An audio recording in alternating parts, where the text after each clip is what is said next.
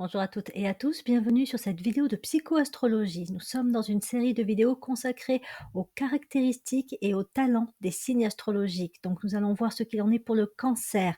Le cancer possède en lui le pouvoir de l'intelligence manifestée. Donc je vais vous expliquer de quoi il s'agit.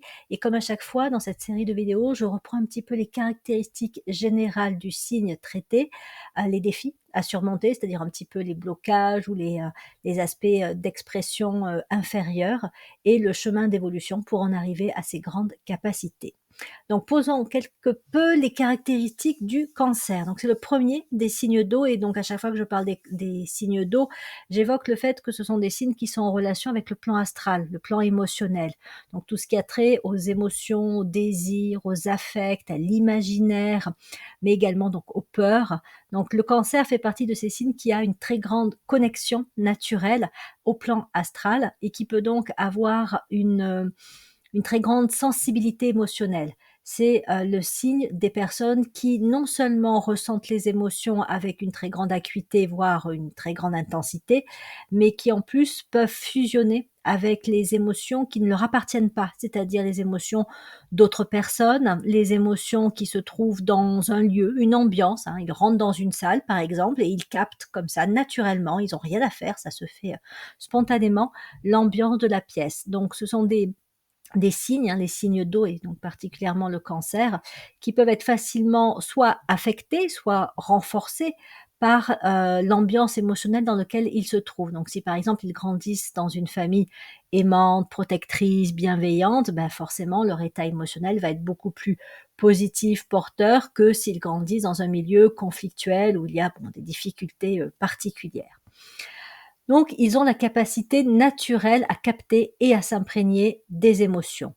Et c'est un signe, en fait, qui présente la particularité d'être relié au passé. Spontanément, le cancer, qu'il le veuille ou non, hein, naturellement, dans un premier, on va dire, stade d'évolution, relie à ce qu'on appelle la conscience de masse et relie donc au passé.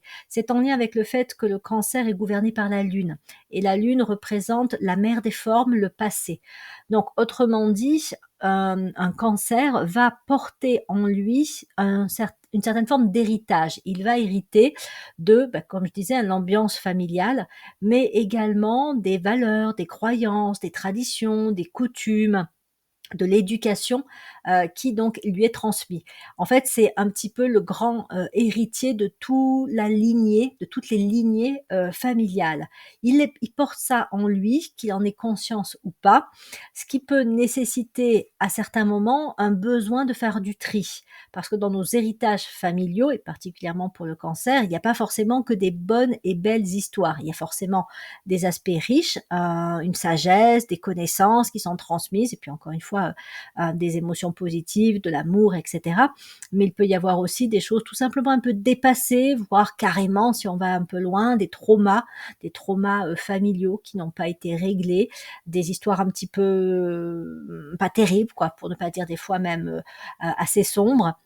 Et donc, c'est le signe qui s'il n'y fait pas attention, va être particulièrement imprégné par ces histoires-là, et peut-être aussi les reproduire naturellement dans sa vie. C'est-à-dire qu'en fonction du, modèle familial, notamment du modèle de couple, il risque très certainement de vivre soit, quelque chose de similaire, soit il va partir en opposition à ce modèle familial, mais pour le coup, il est quand même défini par son histoire familiale. C'est-à-dire que c'est pas une liberté d'être, c'est une réaction par rapport à ce qu'il a pu vivre dans son enfance et son adolescence.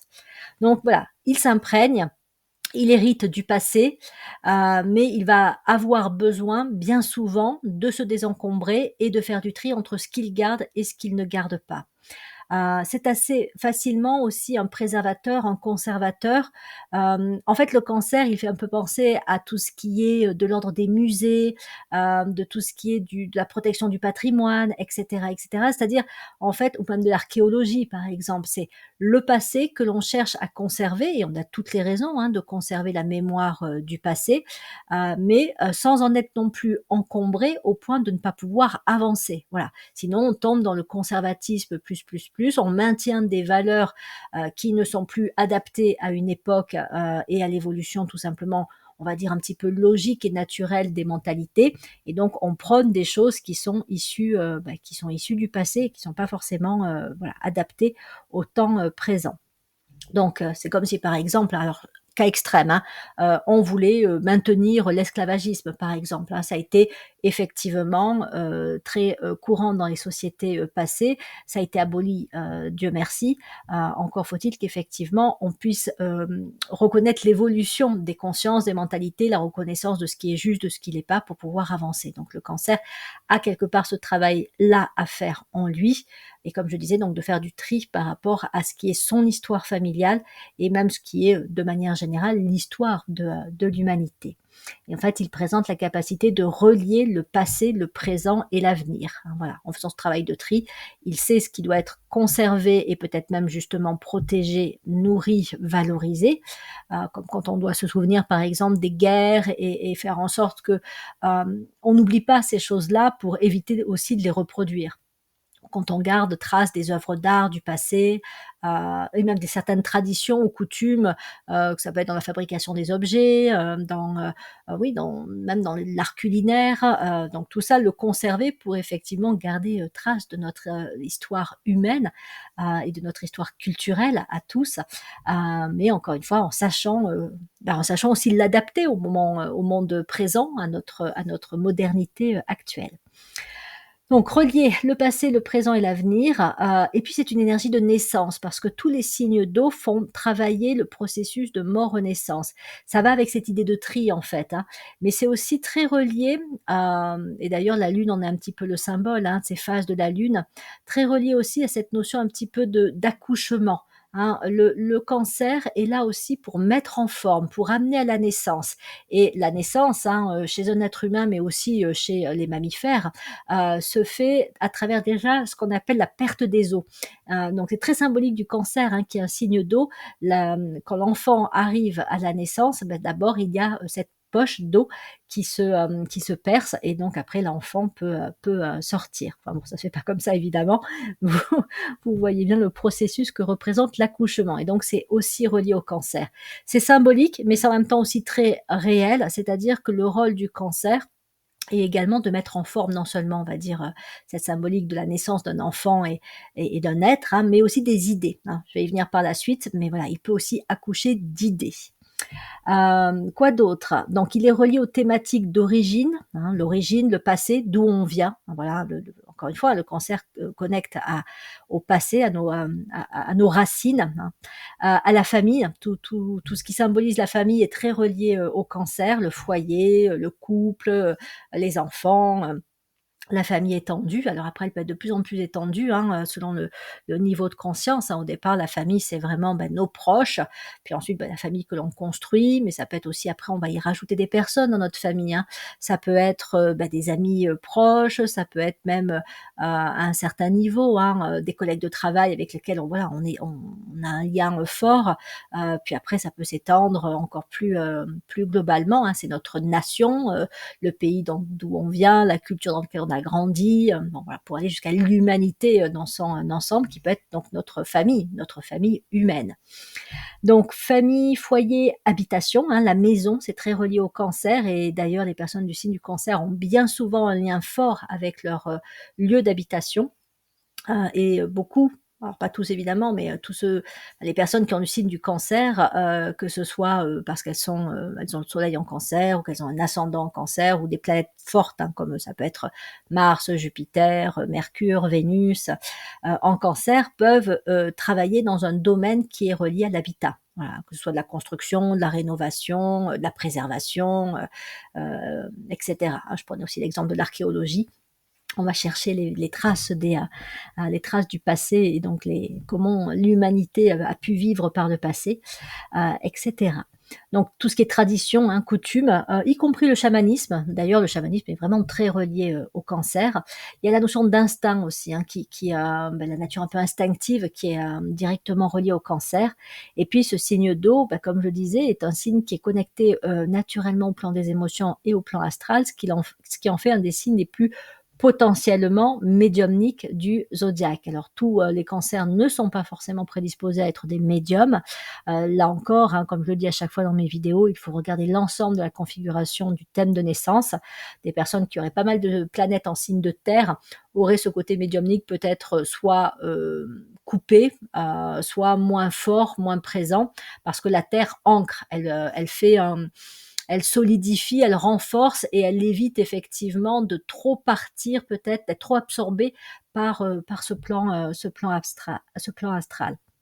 Et donc, quand on a pas mal de signes d'eau et notamment du cancer dans son thème, on peut voilà, développer des capacités médiumniques, sachant qu'il existe plusieurs formes hein, de médiumnité.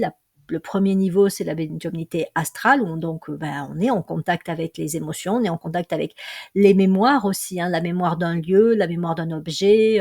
Voilà, on peut ressentir aussi ce qui est de l'ordre des charges énergétiques hein, qui se trouvent peut-être voilà, dans un bâtiment qui a marqué un objet. On ressent les états émotionnels des personnes et on peut aussi avoir des contacts avec ce qui se trouve sur le plan astral, à commencer par les défunts, voilà, les personnes qui viennent juste de décéder ou qui sont sur le point de revenir en incarnation et qui se trouvent qui passent par le plan astral avant d'évoluer vers un autre plan, que ce soit le plan physique concret ou que ce soit les plans spirituels supérieurs. Donc voilà, ce côté médiumnité qui peut aussi leur conférer des rêves, des prémonitions, voilà, qui seraient à travailler au cours de la vie, parce que là aussi, s'il n'y a pas un minimum de nettoyage qui est fait, il y a toujours un risque de capter des choses et d'être imprégné par des énergies, des vibrations, des entités qui ne sont pas toujours très positives. Donc voilà pour les éléments de base et puis à côté de ça, le cancer véhicule 2 rayons, le rayon 3 d'intelligence créatrice, donc il y a beaucoup d'intelligence potentiellement, hein, chez le cancer. Ça peut être un signe de grand scientifique, par exemple, parce que le rayon 3 est très relié aussi à la science abstraite, mais après on peut le trouver, dans tous les domaines, professionnels, hein, le rayon 3 on le trouve aussi souvent dans le commerce, dans la politique. Parce que c'est un rayon qui travaille beaucoup avec les idées et qui est très actif, très dynamique. Donc, dans le commerce, on travaille avec les idées, en même temps on bouge aussi, on bouge pas mal physiquement, on bouge intellectuellement aussi, mais physiquement. Donc ça correspond bien à un signe tel que le cancer. Et puis après le rayon 7, hein, c'est le rayon de la magie, de l'ordre et des rituels, de l'ordonnancement et c'est un rayon qui permet aussi d'incarner, de manifester concrètement, qui relie le haut et le bas et donc qui favorise aussi l'incarnation et la concrétisation des idées et qui accentue le fait que le cancer soit un signe de naissance. Sur d'autres plans ou d'autres aspects hein, de ce signe, il y a un côté aussi, le rapport au temps, c'est très rayon 3 aussi, hein, donc voilà, ça peut être aussi la recherche du temps, hein. Qu'est-ce que le temps? L'étude des grandes lois et un petit peu du fonctionnement de l'univers. Il y a cette notion aussi de matrice universelle auquel le cancer, est relié parce qu'il est connecté à on pourrait dire qu'il est connecté à cette grande matrice. Également les annales akashiques, parce que les annales akashiques, c'est ce qui représente la mémoire de notre planète. Donc certains cancers ou ascendants cancer ou Mercure en cancer, par exemple, peuvent aussi avoir une certaine capacité à se relier à ce qu'on appelle les annales akashiques. Et puis, il y a un rapport étroit entre le cancer et la réincarnation. Donc, je ne rentrerai pas sur le sujet puisqu'il est trop vaste à développer ici, mais pour certains cancers, ça peut représenter aussi un sujet d'intérêt que de comprendre un petit peu ce qu'est la réincarnation et la loi ou les lois hein, de la réincarnation. Donc les défis de ce signe à surmonter, vous l'aurez compris, c'est le fait hem, de gérer au mieux les émotions et ce côté éponge, empathique plus qu'il peut avoir, sa tendance naturelle, hein, il a rien à faire, c'est naturel, de fusion avec l'astral. Encore une fois, s'il a pas mal de signes de terre dans son thème de naissance, ça peut le protéger. Mais par contre, s'il a beaucoup de signes, ou de planètes en signe d'eau, là, ça peut être plus compliqué parce qu'effectivement, il y a encore, le contact avec le plan émotionnel, le plan astral peut vraiment être renforcé. Et donc voilà, hypersensibilité, émotivité. On va dire que le cancer à la base, c'est un signe doux, c'est un signe de gentil, hein, de personnes plutôt prévenantes, attentionnées. Elles ont un côté aussi fusionnel, hein, c'est l'enfant qui est fusionnel avec ses parents, ou qui peut être fusionnel, voilà, avec ses proches, sa famille, avec son lieu de vie aussi, hein. Il aime bien, Il aime bien être chez lui, l'enfant cancer, et qui peut facilement s'inquiéter, si, bah, il est un peu éloigné de sa famille à un moment donné ou s'il sent qu'il y a des choses qui se passent pas très bien dans sa famille. Il peut se faire assez facilement du souci et en fait, si il est, on va dire, entre guillemets, «un peu trop attaqué» au cours de sa vie sur le plan émotionnel, bah, il peut en prendre le contre-coup de 2 façons. Soit il va se fermer, donc il peut aller jusqu'à se couper des émotions. Donc là, c'est vraiment un cas extrême, hein, mais ça peut arriver ou alors il devient un vrai crabe, hein, puisque le cancer, son symbole, c'est le crabe, qui sort les pinces et qui bah, peut aussi couper, attaquer à la moindre menace d'être lui-même attaqué, en fait. Hein. Voilà. Il développe une surprotection et une tendance à être presque tellement sur la défensive qu'il en devient agressif.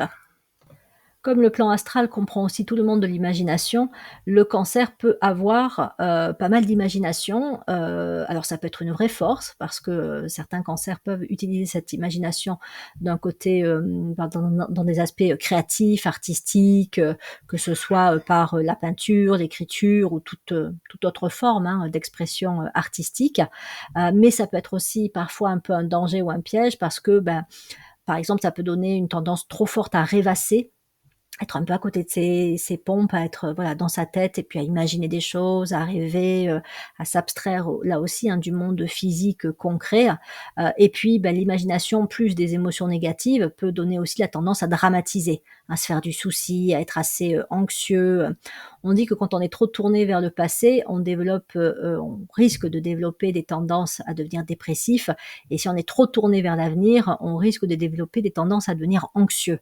Donc le cancer doit faire un petit peu attention aux 2. Lui, il est peut-être plus, entre guillemets, susceptible de développer une certaine forme de déprime par un excès, justement de poids, lié au passé, mais il n'est pas non plus, exempt de risque d'anxiété s'il imagine des choses, négatives, s'il se fait des scénarios négatifs, par rapport à l'avenir. Donc voilà, il a à dépasser la toute-puissance quelque part, hein, du corps émotionnel, du plan émotionnel, du plan astral. Une autre tendance aussi, hein, quand, il est affecté, sur le plan des émotions, c'est le repli sur soi et dans sa maison parce que le cancer, voit, sa maison bien souvent comme un cocon, et donc un refuge et donc quand ça ne va pas, il peut avoir tendance à se, replier, chez lui et à l'extrême, toujours pareil, à l'extrême, il peut finir par avoir du mal à sortir de sa maison. C'est comme le crabe qui se protège sous un rocher et qui voilà, n'en sortirait plus. Donc attention à ça effectivement, hein, l'imagination, le flou, les peurs, voilà et puis les tendances instinctives qui deviennent parfois aussi, trop fortes, hein, voilà, j'attaque avant même d'être, attaquée, mais parce que je me sens menacée. Donc la médiumnité inférieure, j'en ai, parlé, hein, dans le on va dire les risques les plus, extrêmes, hein, extrêmes, c'est d'être parasité par des énergies ou des entités, négatives, et puis d'accumuler, hein, tout simplement, des émotions négatives et de pas arriver à les évacuer et donc là après, c'est le trop plein et là aussi, hein, ça peut conduire à de la dépression quand les traumas ou les énergies, enfin les émotions négatives n'ont pas pu être, gérées, évacuées de la manière la plus saine possible. Et puis après, bon, vous avez aussi l'attachement excessif au passé qui peut être entretenu, hein. Certains cancers peuvent avoir ce côté aussi à regarder en arrière par-dessus leur épaule et puis à dire: «Bah, c'était mieux avant, quoi. Voilà, le monde était mieux avant, mon enfance était mieux que maintenant», bon, là aussi avec, pas mal d'imaginaire et de déformation de ce qui pouvait être, le passé, réellement, vécu et puis, c'est, comme je le disais, la tendance à reproduire les schémas du passé. Et puis, parmi aussi de l'attachement excessif au passé, il peut y avoir trop de fidélité familiale, dans le sens où le cancer, consciemment ou subconsciemment, peut avoir du mal à penser, parler, agir de manière, différente de ce que sa famille lui a transmis. Il peut avoir l'impression que s'il fait les choses autrement, s'il prend des décisions qui vont peut-être à l'encontre ou en tout cas qui diffèrent de ce qui lui a été transmis à travers son éducation, il risque de trahir, sa famille et donc pour lui, la tendance naturelle, c'est plus facile de rester un peu, si je puis dire, hein, dans les rails et donc de pas remettre en cause, ce qui lui a été, transmis. Mais dans ces cas-là, en fait, il va s'appauvrir quelque part parce que en fait, il ne va faire que reproduire des schémas qui déjà peut-être à l'époque de ses, parents n'étaient pas complètement, en tout cas pas en totalité, adaptés, mais qui, alors que le temps passe, hein, fait que ça sera encore, moins adapté, dans, 5 ans, 10 ans et cetera. Parce que ce seront des schémas issus du passé. Donc le décalage se crée encore plus entre, ce qui lui a été transmis et ce que, l'évolution, on va dire, incite à vivre, et à repenser. Donc voilà, fidélité familiale excessive, hein, puisque bon, c'est, en soi, hein, la fidélité familiale, c'est être aussi, à la base respectueux de ses parents, de son éducation et cetera. Mais la problématique, c'est quand on remet pas en cause certaines choses ou quand on reste sur des modèles, passés, hein, par exemple, un modèle, passé, c'est, la femme au foyer, à élever, les enfants et donc on va reproduire ce schéma-là. Côté mari, ben, on va dire, «Tu restes à la maison à élever les enfants». Côté femme, on va penser qu'effectivement, c'est là qu'est sa place. Alors évidemment, si c'est un choix, mais vraiment conscient, réfléchi, où on est, complètement partie prenante de ça, évidemment, pourquoi pas, hein. Ça peut être, un objectif de vie, hein, que de se consacrer à sa famille, à ses enfants et cetera. Mais par contre, si on se coupe, d'autres expériences à vivre et qu'au bout d'un moment on sent que c'est, quelque chose qui devient pesant, mais qu'on a du mal à le remettre en cause, là, c'est qu'il y a une histoire de fidélité, familiale excessive et donc, il va falloir à un moment donné, voir ces schémas, ces conditionnements et les questionner. Donc là, j'ai pris un exemple, mais, selon ce que vous vivez en tant que cancer ou ascendant cancer particulièrement, essayez de voir si justement vous n'avez pas hérité de, schémas ou, d'un excès de, fidélité envers, voilà, envers, ce qui vous a été transmis dans votre histoire, familiale. Hem, Sinon, voilà, après c'est le risque de stagnation. Donc, continuons avec, le chemin d'évolution. Donc l'idée effectivement, c'est que le cancer doit faire du tri entre ce qui appartient au passé et qui est à laisser derrière lui, entre des émotions, positives, porteuses, mais qui peuvent être enfin, ça peut être aussi des émotions négatives, mais qu'il va savoir gérer et dont il va savoir aussi, tirer les leçons. Une émotion, c'est un message, donc elles ont des choses intéressantes à nous dire, mais elles peuvent être, excessives ou toxiques si elles sont trop, déjà trop fortes, si elles reviennent trop souvent et qu'elles sont aussi, refoulées, accumulées à l'intérieur. Donc c'est arriver effectivement à faire du tri sur le plan, émotionnel, sur le plan de son histoire, passée, ne garder que le meilleur, retirer la sagesse de ce qui a été vécu parce qu'il y a potentiellement beaucoup de sagesse dans le cancer, et puis, enfin, c'est un peu l'image d'un héritage si vous voulez, quand on hérite, il peut y avoir des choses que l'on va garder et des choses que l'on va, donner, jeter, vendre, enfin bon, peu importe, parce que ça n'a pas de place dans notre vie et parce que ça peut être même encombrant, hein, si, on a déjà une habitation qui est bien, fournie et qu'on hérite, de meubles et d'objets et qu'on accumule le tout, c'est trop et donc ça, c'est un peu l'image du cancer, c'est qu'il doit trier. Donc il doit apprendre aussi vraiment à nommer ses émotions, à vraiment pleinement prendre conscience et à pouvoir les gérer au mieux, d'où l'intérêt aussi de travailler avec, l'élément terre ou un signe de terre, puisque ça permet de développer, l'ancrage et donc le cancer peut avoir besoin aussi de travailler l'ancrage. Tout comme il a besoin aussi d'être actif, hein. Comme je le disais, il y a du rayon 3 dans le cancer, et donc qu'il pratique aussi, une activité physique, un sport, qu'il bouge, ça peut être important également. Sinon son énergie aussi elle va se refouler à l'intérieur de lui et va participer aussi à nourrir et à brasser les émotions et peut-être aussi, des pensées un petit peu négatives ou qui vont, tourner en boucle. Dans l'idéal, le cancer devrait être, hyper bien entouré, humainement, relationnellement, puisqu'encore une fois, comme il est très, empathique et même, fusionnel, s'il est entouré de personnes, négatives, pessimistes, dépressives justement, il absorbe, hein, tout ça ou de personnes, agressives, en colère en permanence, râleuses et cetera, il va absorber tout ça et voilà, il va pas être bien même si, lui, n'aurait pas, de raison propre, hein, à ressentir ses émotions.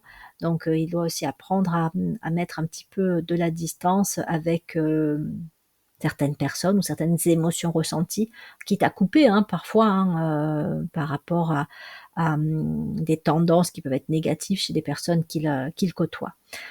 Il a également intérêt à s'investir pour trouver et créer le lieu de ses rêves, puisque l'habitation étant très importante pour le cancer, étant, comme je disais, hein, son lieu de ressources, son cocon et son refuge, ben, autant qu'il y investisse, qu'il y trouve le lieu qui lui convienne le mieux. Et comme il est sensible en plus aux énergies, ben, le cancer a tout intérêt à choisir un endroit, un emplacement qui soit en accord aussi avec ben, ce dont il a besoin comme énergie. Hein, s'il va dans un lieu où il n'est pas bien, ben, il va pas aller de mieux en mieux, au contraire. Donc il faut qu'il se fasse confiance, hein, par rapport à ça. Hein, voilà. S'il est en démarche, je sais pas, de louer un bien ou d'en acheter un, ben, qu'il aille voir, qu'il aille tester et qu'il prenne le temps de ressentir en lui comment il se perçoit et quel type d'émotion aussi il ressent selon où il se trouve. Certains cancers peuvent aussi avoir la capacité d'ailleurs de nettoyer des lieux comme ça, hein, sur le plan énergétique. Donc s'investir pour trouver et créer le lieu de ses rêves, pour créer aussi sa famille, hein, c'est vraiment encore une fois fondamental pour beaucoup de cancers. Alors attention, hein, tous les cancers n'ont pas forcément le sens de la famille. Bon, après il faut voir son histoire, hein, c'est peut-être dû aussi à une histoire familiale compliquée à la base, mais certains cancers peuvent aussi faire le choix de ne pas avoir, de ne pas avoir d'enfants ou de ne pas fonder de foyer, et c'est OK, enfin, on peut être tout à fait OK avec ça.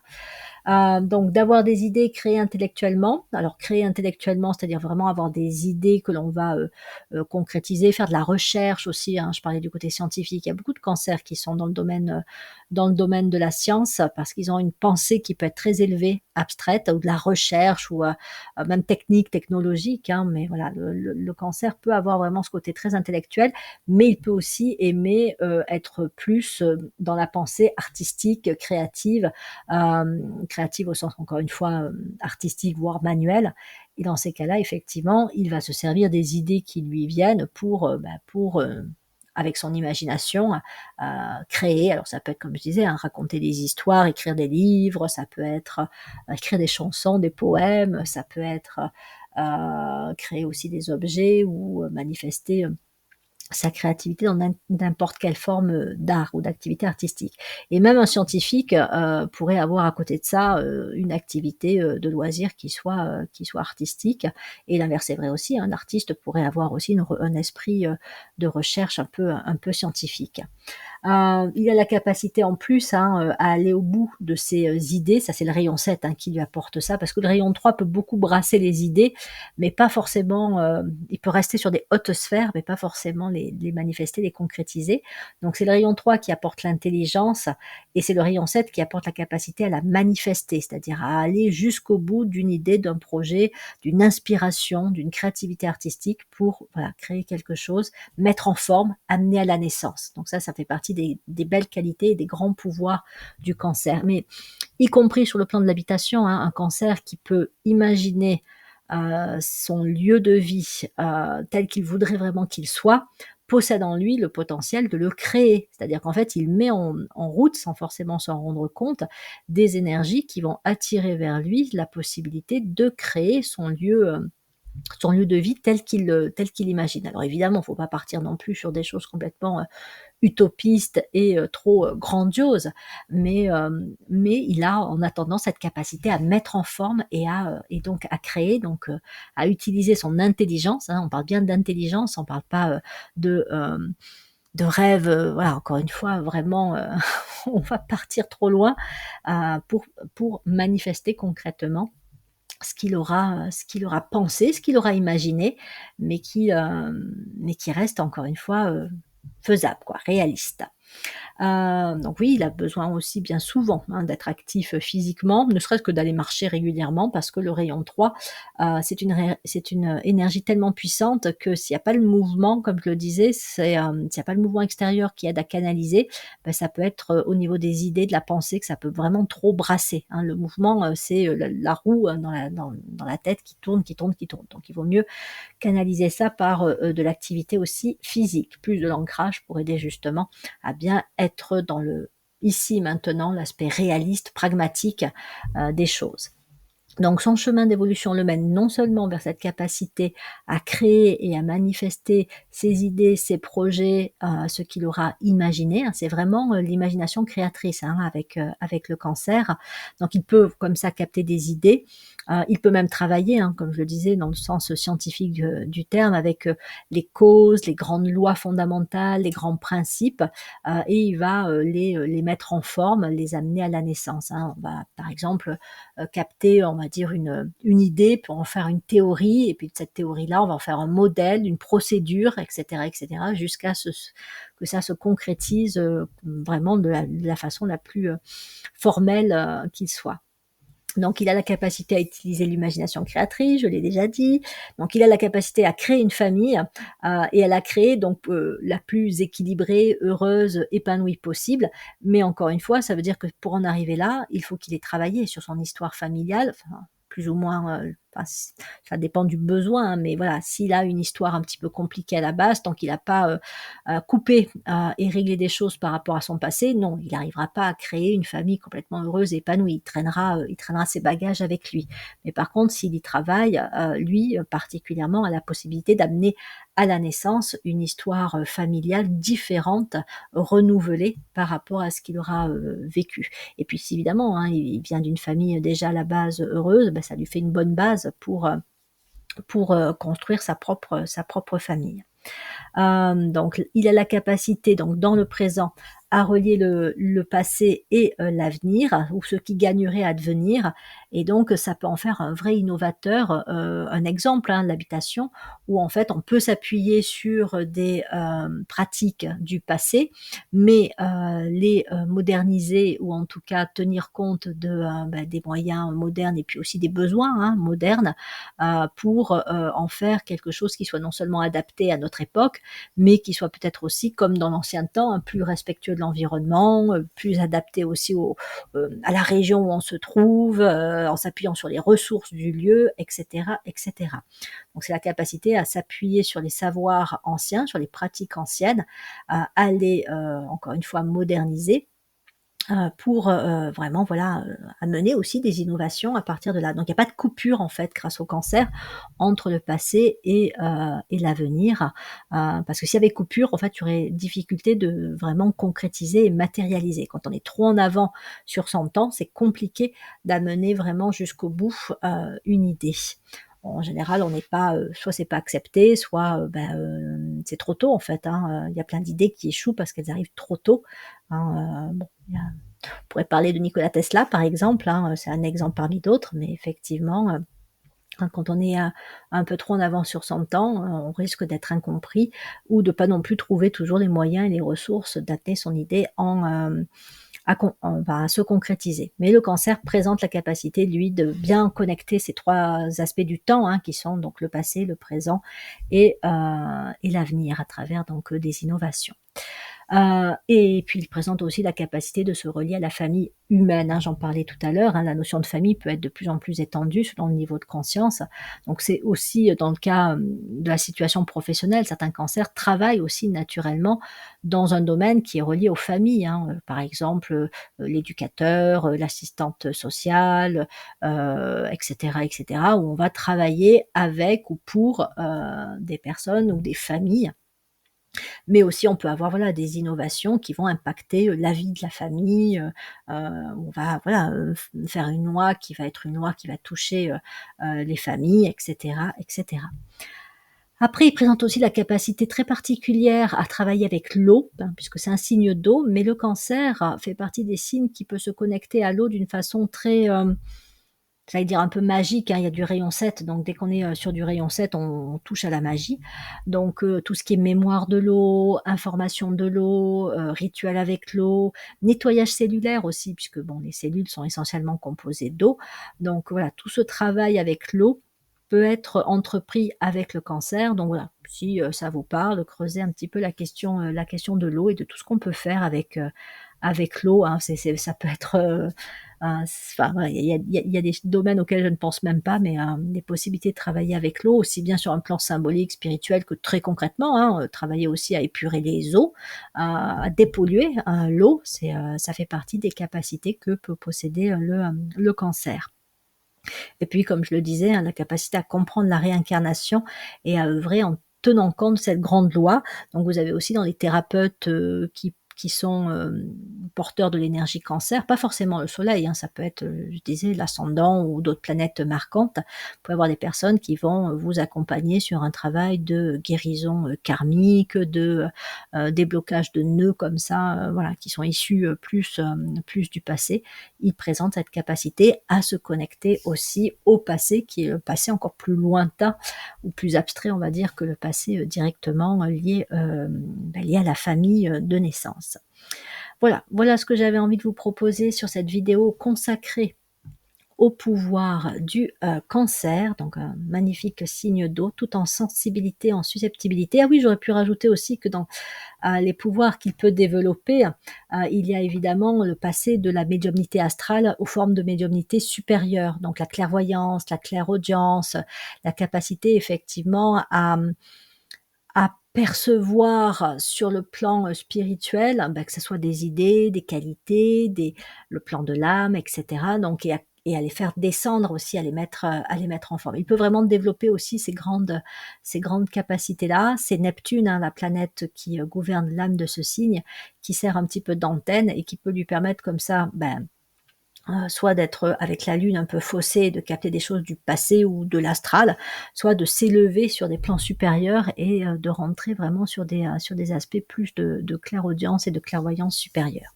Voilà, cette fois c'est la bonne, j'en ai vraiment, terminé avec cette vidéo consacrée au pouvoir du Cancer. Prochaine vidéo, je vous parlerai du Lion. Je vous remercie de votre écoute et vous dis à bientôt pour de prochaines vidéos de psychoastrologie.